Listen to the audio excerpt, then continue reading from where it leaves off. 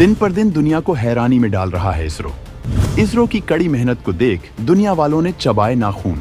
अपने दूसरे सफल टेस्ट से इंडियन स्पेस रिसर्च ऑर्गेनाइजेशन ने साबित कर दिया इरादा।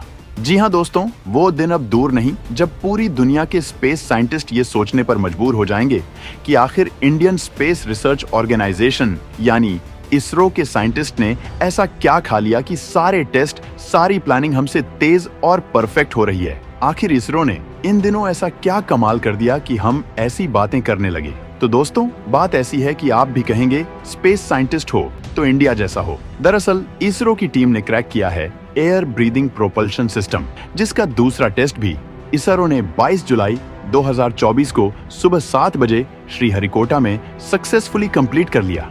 लेकिन दोस्तों, यहाँ आपके मन में ये सवाल उठ रहा होगा कि आखिर ये चीज क्या है और इससे इसरो के फ्यूचर पर ऐसा कौन सा बूम आएगा कि दुनिया भर के लोग दांतों तले उंगलियां दबाने को मजबूर हो जाएंगे। तो आपकी जानकारी के लिए बता दें कि air breathing propulsion system atmospheric हवा को यूज करके ले जाए जा रहे ऑक्सीडाइजर के इस्तेमाल को पूरी तरह खत्म कर देता है और ऐसे ही पेलोड यानी वो चीज जिसे स्पेस व्हीकल या लॉन्च व्हीकल में ले जाया जा रहा है उसके हिस्से को काफी घटा देता है। यानी ज्यादा लोड की जरूरत नहीं, मतलब शटल हल्का भी होगा, उसे ले जाने में खर्चा भी कम आएगा। इसीलिए ये टेक्नोलॉजी कम लागत वाली स्पेस व्हीकल के लिए सबसे बेस्ट है और इंडियन स्पेस रिसर्च ऑर्गेनाइजेशन इस मामले में खुद को पहले ही दुनिया वालों के सामने खुद को प्रूफ कर चुका है कि वो कम लागत में भी दुनिया के बाकी स्पेस स्टेशन की छुट्टी कर सकता है। सबसे बड़ा एग्जाम्पल है इसरो का चंद्रयान मिशन।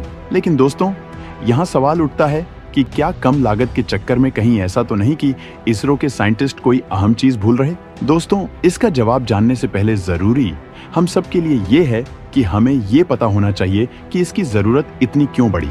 दरअसल आज जिस सैटेलाइट को ऑर्बिट में शुरू किया जाता है उस मल्टी स्टेज सैटेलाइट लॉन्च को केवल एक बार ही इस्तेमाल किया जा सकता है और तो और ये स्पेस लॉन्च अपने साथ ईंधन और ऑक्सीडाइजर को लेकर जाते हैं जो उनके स्पेस व्हीकल में थ्रस्ट पैदा करता है। अब इसी एक बार के लिए डिजाइन किए गए स्पेस लॉन्च या व्हीकल में काफी खर्च होता है। बस इतना ही नहीं, इस स्पेस व्हीकल की दक्षता यानी एफिशिएंसी भी बहुत कम होती है।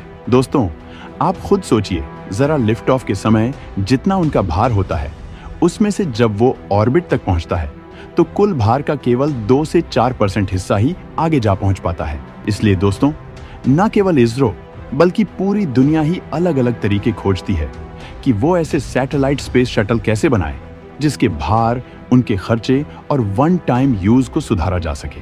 तो ऐसे में सवाल खड़ा होता है कि इसरो ने इस कॉन्सेप्ट को ट्राई सबसे पहले कब किया। इसरो के साइंटिस्ट ने इस कॉन्सेप्ट सोचा तो कैसे अमल में लाने के लिए प्लान किया। तो दोस्तों, आइए आगे जानते हैं ये गजब कहानी। दरअसल इसरो में एयर ब्रीथिंग प्रोपल्शन प्रोजेक्ट 28 अगस्त 2016 को शुरू किया गया। इसकी शुरुआत स्क्रैमजेट के सफल लॉन्च से हुआ। इस दिन इसरो के साइंटिस्ट इतने खुश थे कि पूछिए मत। उसी दिन से लगातार इसरो के साइंटिस्ट इस प्रोजेक्ट में लगे हुए थे। हर साल कुछ ना कुछ नया टेस्ट कर रहे थे। 22 जुलाई 2024 आते आते इसरो ने RH-560 साउंडिंग रॉकेट को टेस्ट किया, जिसका अंजाम दोस्तों इसरो के साइंटिस्ट को खुश कर देने वाला था। अब आपके मन में ये सवाल उठ रहा होगा कि RH-560 साउंडिंग रॉकेट क्या है और इस बार इसरो ने इसके जरिए क्या कुछ खोज निकाला। तो चलिए आपको बताते हैं RH-560 साउंडिंग रॉकेट के बारे में। इस रॉकेट को लॉन्च करने के पीछे कारण था प्रोपल्शन प्रोजेक्ट को टेस्ट करना। RH-560 साउंडिंग रॉकेट के दोनों ओर प्रोपल्शन सिस्टम लगाया गया और श्रीहरिकोटा के सतीश धवन स्पेस सेंटर से लॉन्च किया गया था। RH-560 साउंडिंग रॉकेट ने न केवल एक अच्छी उड़ान भरी बल्कि एयर ब्रीदिंग प्रोपल्शन सिस्टम के साथ ये उड़ान भरी जिसकी हमने चर्चा शुरुआत में कि इसका मतलब जो इंडियन स्पेस रिसर्च ऑर्गेनाइजेशन यानी इसरो के साइंटिस्ट चाहते थे वो टेस्ट भी पूरा हुआ। इसरो के साइंटिस्ट ने RH-560 साउंडिंग रॉकेट के परफॉर्मेंस को देखने के लिए लगभग 110 पैरामीटर पर निगरानी की। जी हाँ, हर पैरामीटर पर निगरानी करनी इसलिए भी जरूरी है कि इस उड़ान से आया जो डाटा है वो एयर ब्रीदिंग प्रोपल्शन सिस्टम को मजबूत तरीके से डेवलप करने का रास्ता दिखेगा। साथ ही साथ आगे इसका इस्तेमाल कैसे किया जा सकता है उसे भी क्लियर करेगा।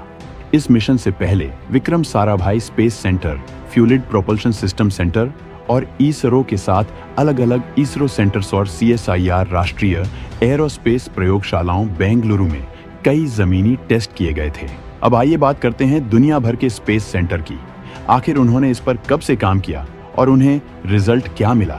आपको जानकर हैरानी होगी कि नासा ने 2023 में इस नए रॉकेट इंजन को तैयार किया था। मीडिया रिपोर्ट्स की माने तो 9 जून 2023 को नासा के इंजीनियरों ने एक नया रॉकेट इंजन तैयार किया जो ऑन बोर्ड ऑक्सीडाइजर की जरूरत को खत्म करता है। इसके बजाय यह नया air breathing rocket engine orbit में स्पीड करते समय ईंधन को जलाने के लिए हवा से ऑक्सीजन निकालेगा।